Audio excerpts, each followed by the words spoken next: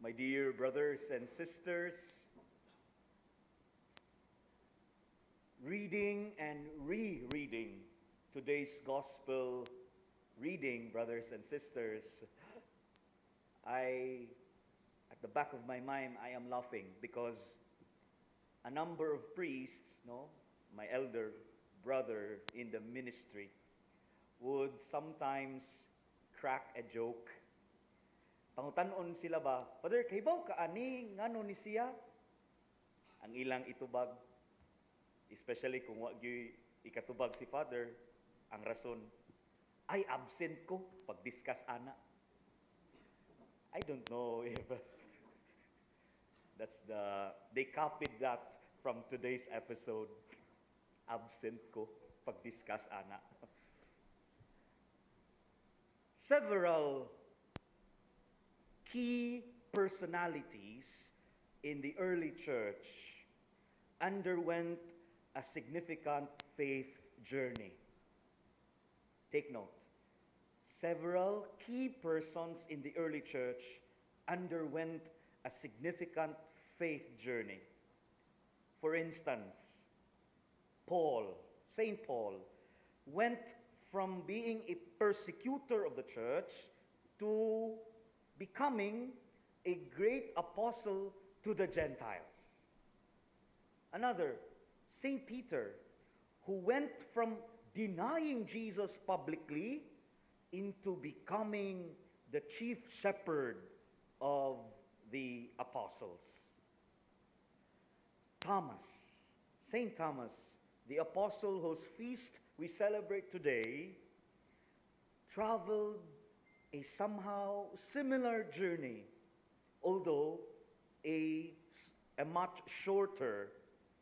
He went from being a skeptic or doubter into becoming someone or making one of the great confessions of faith in the Gospels.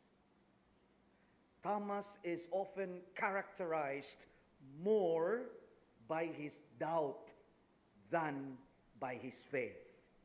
He's often remembered by where he began rather than where he ended up.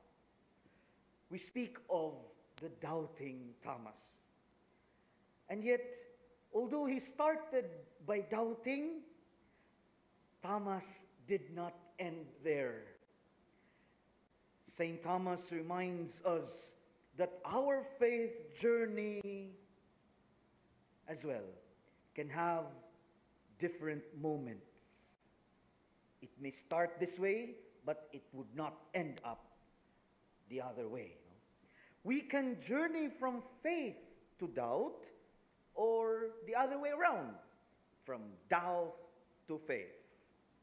The example of St. Thomas, the very life of St. Thomas, suggests that we can journey, brothers and sisters, through doubt and transforming it into a deeper faith. Thomas could not have made that final decision, could not make that final confession, my Lord and my God, unless he had first passed through the crucible of doubt. The gospel reading tells us that even in our doubt, the Lord remains faithful to us. So iyon gyud ta. Nya musugot tag sa di magduda ta, naa ba gyud ka ang Ginoo no? But the gospel reading would like to tell us that even in our moments of doubt, brothers and sisters, we have the Lord who remains faithful to us. Jesus, the risen Lord, allowed or accommodated Thomas's doubt and assenting to his requirements to touch the Lord's wounds. And the Lord didn't wait for St. Thomas to come out of his doubt. He came to Thomas, and the Lord is always coming to us as we are. Kana kun ablita sa atong kaugalingon nga makikimamat sa Dios.